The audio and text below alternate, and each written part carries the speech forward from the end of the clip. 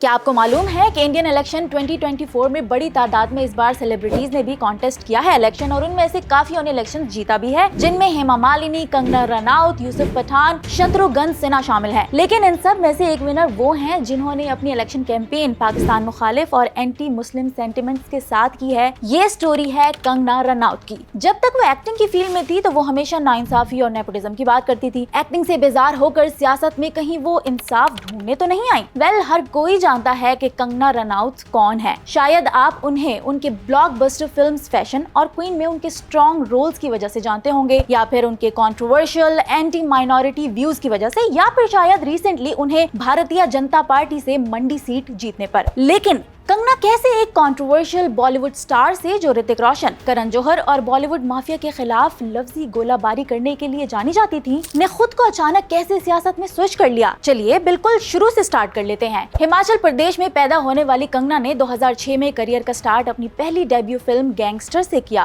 कुछ सालों तक कंगना को टफ और पावरफुल जज्बाती कैरेक्टर्स करने पर क्रिटिकली प्रेज किया जाता था। स्पेशली फिल्म फैशन में कोकेन नशे के एडिक्टेड मॉडल का रोल प्ले करने के बाद वो सुपर पॉपुलर हो गई थी। उनके करियर में बाकी एक्टर्स की तरह अप्स एंड डाउन्स आए, लेकिन अपने बोल्ड स्टेटमेंट्स की वजह से उनको कुछ ज्यादा ही अटेंशन मिलना स्टार्ट हो गई। उसी पीरियड में वो ऋतिक रोशन के साथ एलिजिडली रिलेशनशिप में थी, लेकिन 2016 में ऋतिक रोशन ने कंगना के खिलाफ उन्हें स्टॉक करने पर एक लॉ सूट फाइल किया और एक्यूज किया कि कंगना ने उन्हें 1000 से ज्यादा ईमेल्स भेजी जो ज्यादातर सेंसलेस और पर्सनल थी। जिसके बाद ऋतिक ने कंगना को अपने सिली एक्स कहने पर उनसे माफी भी मांगी। कंगना ने भी इन रिस्पॉन्स ऋतिक पर लॉ सूट फाइल कर लिया कि दरअसल ऋतिक अपने डाइवोर्स को कवर करने के लिए ये सब कुछ कर रहे हैं, और उन्होंने उनका मेल बॉक्स हैक करके इंटीमेट टेक्स्ट डिलीट किए। शायद एक एप्रिशिएटेबल चीज जो कंगना ने की थी वो इंडस्ट्री में नेपोटिज्म को कॉल आउट करना था। उसने करण जौहर को बॉलीवुड में नेपोटिज्म की सबसे बड़ी मिसाल करार दिया था और कहा कि वो मूवी माफिया का हिस्सा थे। सुशांत सिंह राजपूत के सुसाइड का जिम्मेदार भी कंगना ने नेपोटिज्म और बॉलीवुड इनसाइडर माफिया को करार देकर उनका पर्दाफाश कर दिया था। बीबीसी से बात करते हुए कंगना ने ये दावा किया था कि सुशांत भी उनकी तरह एक आउटसाइडर थे। इंडस्ट्री में उनके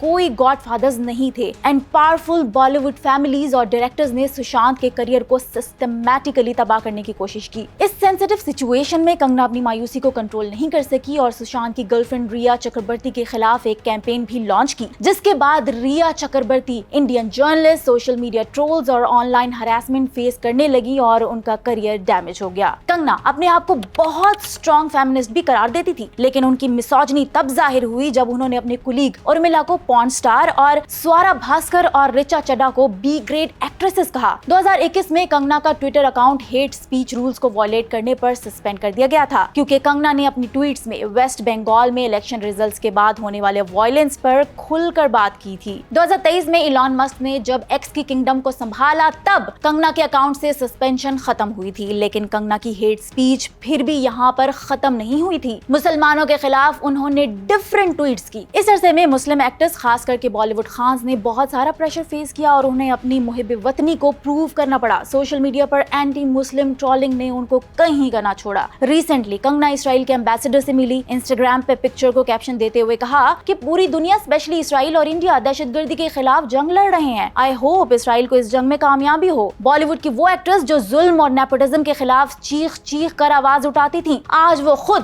पैलेस्टाइन में होने वाले जुल्म पर इसराइल के साथ खड़ी है। कंगना ने लेजेंडरी एक्ट्रेस शबाना आजमी को भी मुल्क दुश्मन करार दिया, जिसके बाद शबाना आजमी और जावेद अख्तर ने पुलवामा हमले के बाद कराची का दौरा भी कैंसिल कर दिया था। कंगना ने मोदी से रमजान के महीने में इज्तिमाई इफ्तारी पर पाबंदी लगाने की भी अपील की थी। एक ऐसे मुल्क में ये बात कर दी जहां 172 मिलियन मुसलमानों का घर है। ऐसा लग रहा है कि जैसे बीजेपी का हिस्सा बनने के लिए एक शर्त एंटी मुस्लिम सेंटिमेंट और पाकिस्तान से नफरत करना हो। और ये बात तो श्योर है कि इंडिया में जब तक पाकिस्तान के खिलाफ कुछ बुरा बोल ना दो या कर ना दो, तब तक आप वहाँ के पॉलिटिशियन बन ही नहीं सकते। और कंगना ने ये रोल अपनी एक्टिंग से ज्यादा यहाँ पर अच्छे से प्ले किया। एक पाकिस्तानी ऑफिशियल के ये कहने के बाद कि पाकिस्तान ने चूड़ियां नहीं पहनी हुई, हमारे पास न्यूक्लियर वेपन है, कंगना ने उन्हें रिप्लाई किया कि वो कहते हैं पाकिस्तान ने चूड़ियां नहीं पहनी हुई। अरे भाई, नहीं पहनी हुई तो हम पहना देंगे। ये तो पता था कि पाकिस्तान के पास आटा और बिजली नहीं है, लेकिन ये पता नहीं था कि उनके पास चूड़ियां भी नहीं है। इस बात पर कंगना को बीजेपी से खुलकर सपोर्ट मिली।